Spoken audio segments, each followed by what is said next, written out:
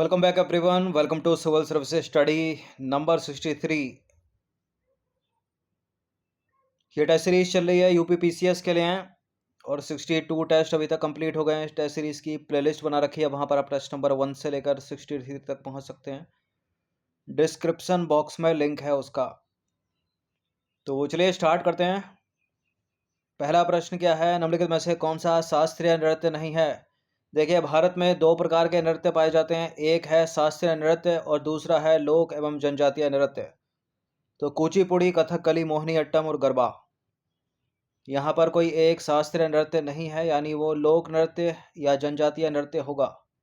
तो कुचिपुड़ी एक शास्त्रीय नृत्य है, कथकली एक शास्त्रीय नृत्य है, मोहिनीअट्टम एक शास्त्रीय नृत्य है, लेकिन गरबा जो है एक लोक नृत्य है, मेनली गुजरात का, लेकिन राजस्थान में भी है।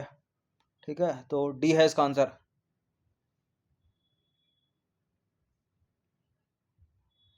तो गरबा एक गुजराती लोक नृत्य है जो नवरात्रि में मनाया जाता है। यह उत्सव 9 रातों तक चलता है। ये और भारतीय नृत्य कला को दो वर्गों में बांटा जाता है, एक तो है शास्त्रीय नृत्य और दूसरा है लोक एवं जनजातीय नृत्य। तो लोक नृत्य है गरबा और बाकी ऊपर के तीनों थे शास्त्रीय नृत्य। इम्पोर्टेंट है ये, भारतीय शास्त्रीय नृत्य की 8 प्रमुख शैलियाँ हैं: कथक, भरतनाट्यम, कथकली, मणिपुरी, ओडिसी, कुचिपुड़ी, सत्रिया, मोहिनीअट्टम। कथक कहाँ का? उत्तर प्रदेश का। भरतनाट्यम तमिलनाडु, कथकली केरल, मणिपुरी मणिपुर का, ओडिसी ओडिशा का, कुचिपुड़ी आंध्र प्रदेश, सत्रिया असम और मोहिनीअट्टम केरल।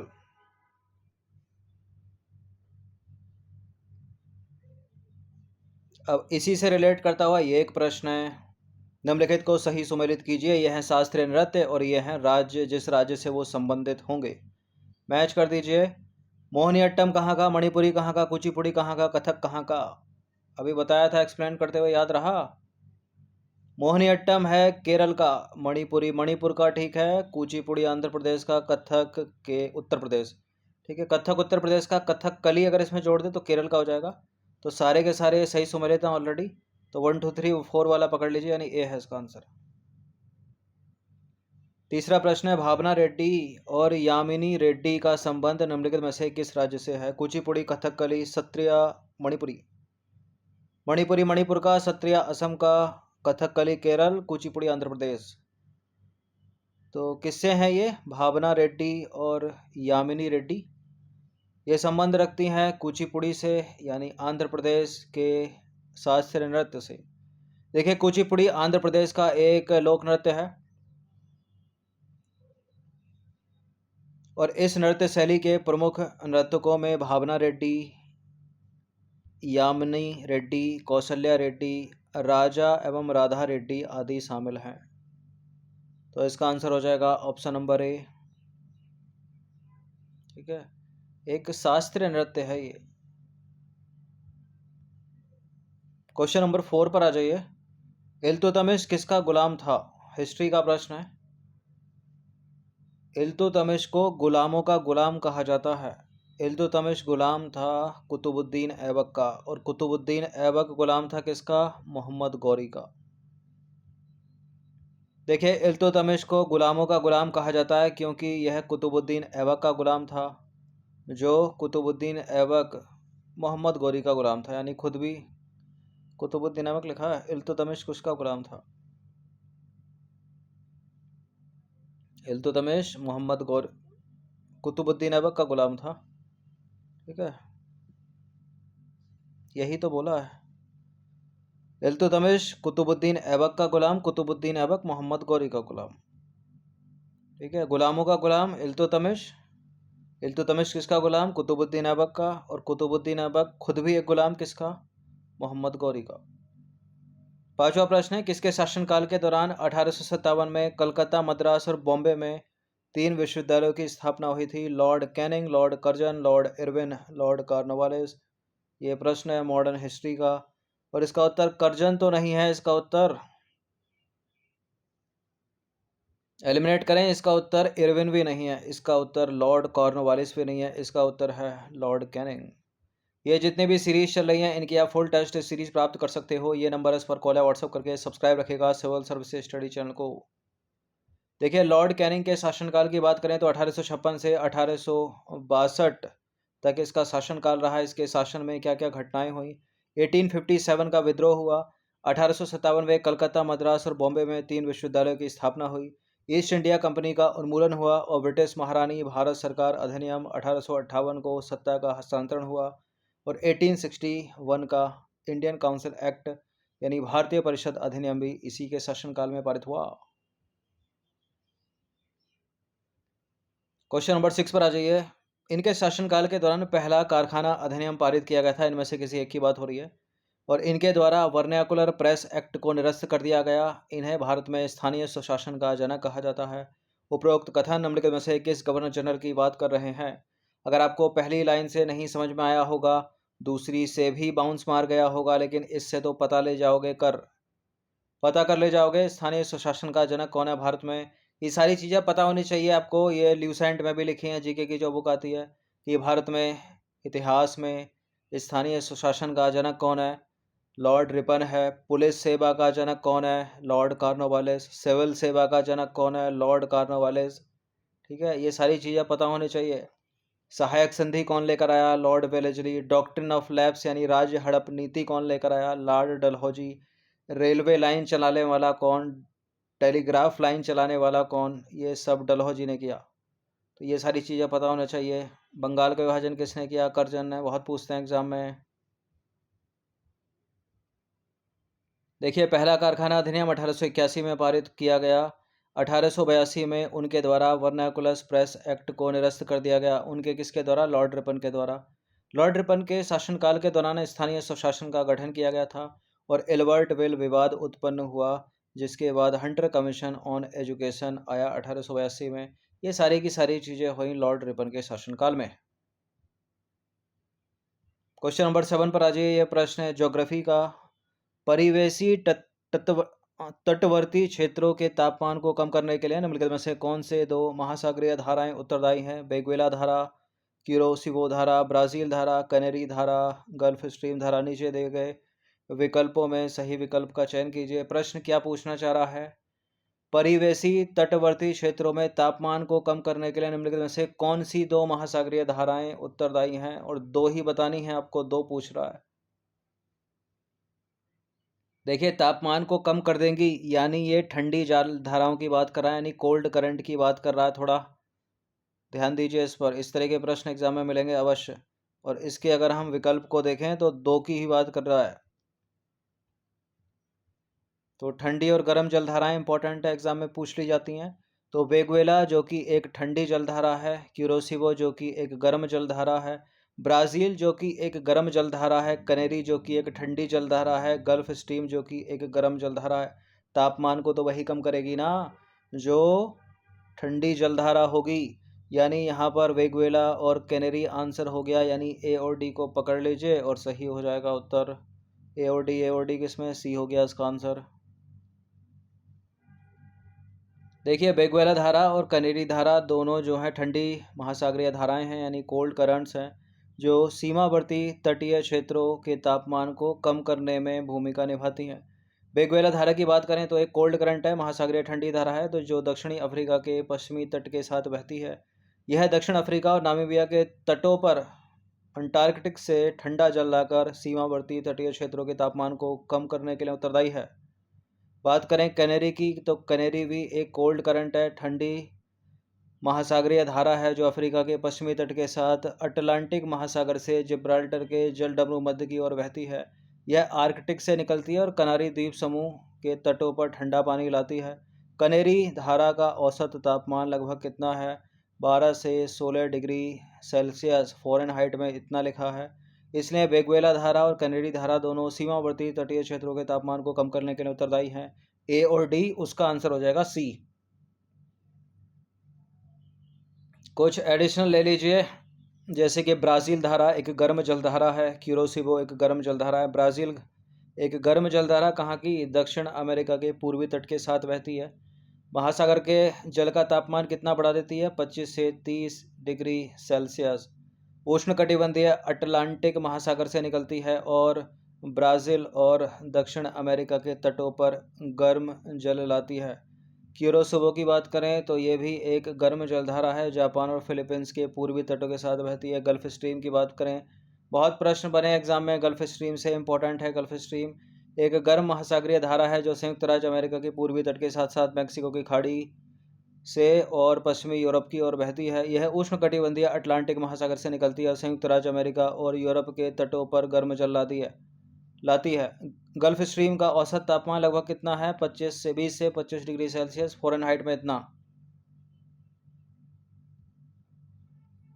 चलिए, ये जो प्रश्न है 2 स्टेटमेंट वाला, ये भी जल धाराओं से ही संबंधित है। महासागरीय धाराओं के संदर्भ में निम्नलिखित कथनों पर विचार करेंगे, ध्यान से सुनिएगा इसको। देखिए, जो धाराएं भूमध्य रेखीय क्षेत्रों से ध्रुवों की ओर प्रवाहित होती हैं उनका सतह का तापमान कम होता है, ये ठंडी धाराएं होती हैं। जो धाराएं ध्रुवीय क्षेत्रों से भूमध्य रेखा की ओर प्रवाहित होती हैं उनका सतह का तापमान अधिक होता है और वे गर्म धाराएं होती हैं। इनमें से कौन सा कथन जो है वो करेक्ट है? ये डायग्राम बना रखा है, इसको देखिए जरा। देखिए, यह है अपनी सुंदर सी पृथ्वी। 20 से एक रेखा खींच दो, 0 डिग्री। ऊपर का हो गया उत्तरी गोलार्ध, नीचे का हो गया दक्षिणी गोलार्ध। ये है उत्तरी ध्रुव, नीचे होगा दक्षिणी ध्रुव। ठीक है।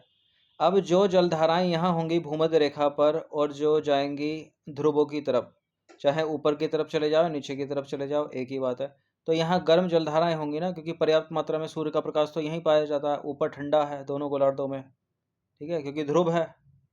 अब जो धाराएं यहाँ होंगी तो ये गर्म होंगी, ऊपर जाके क्या करेंगी, यहाँ ठंडा हो, ठीक है, ठंडा है तो यहाँ के समुद्र का तापमान ये गर्म कर देंगी। और ऊपर से ठंडी आएगी तो यहाँ गर्म है तो इसको ठंडा कर देगी। अब देखिए, उल्टा पुल्टा लिखा है। क्या लिखा है? जो धाराएं भूमध्य रेखीय क्षेत्रों से ध्रुवों की ओर, भूमध्य रेखीय क्षेत्रों से यानी यहाँ से ध्रुवों की ओर प्रवाहित होती हैं तो उनका सतह का तापमान कम थोड़ी होता है, यहाँ तो गर्म है, अधिक होगा। तो ये ठंडी थोड़ी, तो गर्म जलधाराएं कहलाएंगी ना। तो गलत है पहला स्टेटमेंट, गलत है दूसरा वाला भी स्टेटमेंट। ठीक है, जो यहाँ से ऊपर जाएगी वो गर्म होगी, जो ऊपर से नीचे आएगी वो ठंडी होगी। यहाँ पोल्स है, ध्रुव है, ठंडा है, यहाँ गर्म है, पर्याप्त मात्रा में सनलाइट, रेनफॉल।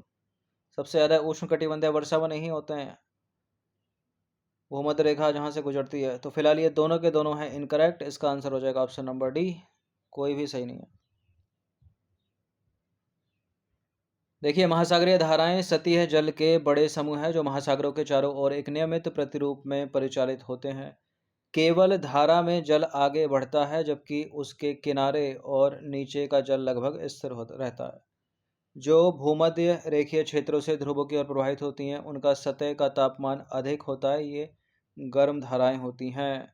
और जो ध्रुवों से यानी पोल्स से नीचे की तरफ आ रही है, पोल से इक्वेटर की तरफ आ रही है, उनके सतह का तापमान जो है वो कम होता है और ये ठंडी जलधाराएं हैं।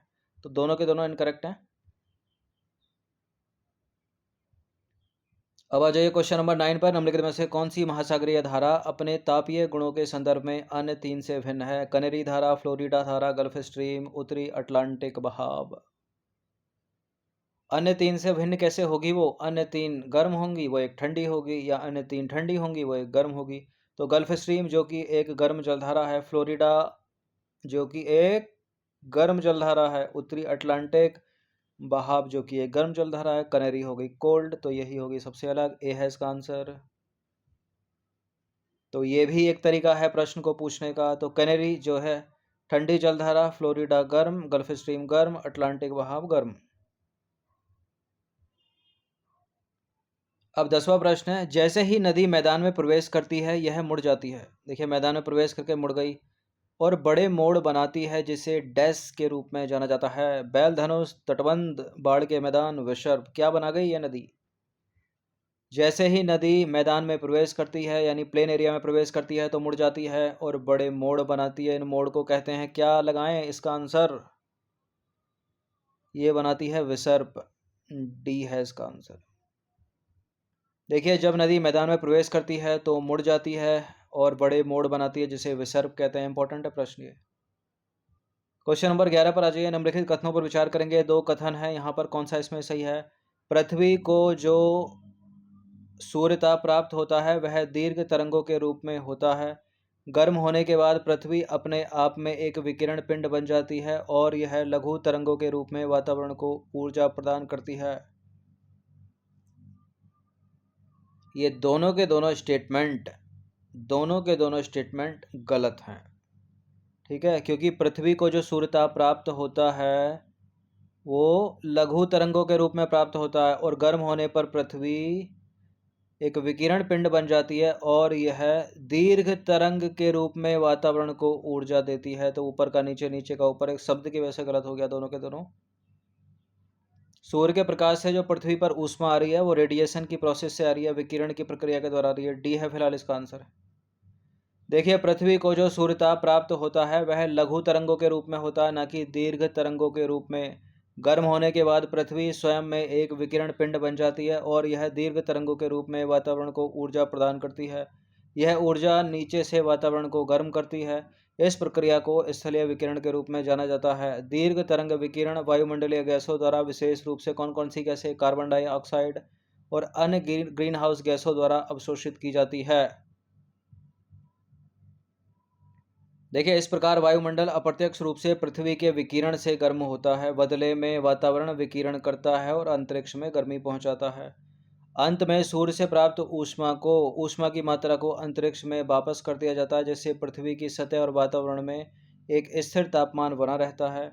सूर्य से प्राप्त होने वाली लघु तरंग विकिरण के कारण पृथ्वी गर्म नहीं होती, पृथ्वी गर्म होती है ग्रीन हाउस प्रभाव के कारण। ठीक है, यानी दीर्घ तरंग विकिरण से। क्योंकि जब दीर्घ तरंग विकिरण हो रहा है, जब पृथ्वी ऊष्मा को वापस भेजती है अंतरिक्ष में, तो कुछ गैसें हैं जैसे कि मीथेन हो गई, नाइट्रस ऑक्साइड हो गई, मेनली कार्बन डाइऑक्साइड हो गई, तो उस विकिरण की मात्रा को अपने अंदर अवशोषित कर लेती हैं वो। और विगत कुछ वर्षों में इन गैसों की मात्रा वायुमंडल में बढ़ने के कारण पृथ्वी के औसत तापमान में क्या हो गई है, वृद्धि हो गई है। ठीक है, इसलिए संतुलन बड़ा जरूरी है, प्रदूषण कम होना जरूरी है। 12वां प्रश्न है, निम्नलिखित में से कौन सी वायुमंडल में सबसे अधिक पाई जाने वाली दो गैसें हैं। इस तरह के प्रश्न एग्जाम में आ जाएं तो बोनस प्रश्न होते हैं ये। बचपन से पढ़ते आ रहे होगे स्कूल में, सबसे ज़्यादा 78% है नाइट्रोजन और 21% के लगभग है ऑक्सीजन। तो नाइट्रोजन ऑक्सीजन किस में है, लगा दीजिए आराम से, ए है इसका आंसर। देखिए, पृथ्वी के वायुमंडल में नाइट्रोजन और ऑक्सीजन का प्रतिशत सबसे अधिक है। सबसे प्रचुर मात्रा में प्राकृतिक रूप से पाई जाती है नाइट्रोजन यानी N2 78%, ऑक्सीजन 21%। अक्रिय गैस ऑर्गन 0.93% तीसरी सबसे प्रचुर मात्रा में पाई जाने वाली गैस है। इसके अतिरिक्त जो अन्य गैसें हो गई जैसे कि मीथेन हो गया, जलवाष्प हो गया, कार्बन डाइऑक्साइड हो गई, नियोन, इनकी परसेंटेज बहुत कम है। ठीक है, बोनस प्रश्न, लैमार्कवाद का प्रतिपादन किसने किया था। डार्विन ने, लैमार्क ने, मेंडल ने, कैरोलस लीनियस। कैरोलस लीनियस को भारत में द्विनाम पद्धति का जनक कहा जाता है विश्व में। मेंडल ने मटर के पौधों पर प्रयोग किए थे, इन सबको पढ़ा होगा आपने बचपन में। लैमार्कवाद है तो नाम में इसका आंसर छुपा है, लैमार्कवाद लैमार्क का होगा, डार्विनवाद डार्विन का होगा, बी है इसका आंसर। देखिए, लैमार्कवाद का प्रतिपादन Jean Baptiste de Monet Lamarck के द्वारा 1744 से 1829 में किया गया था।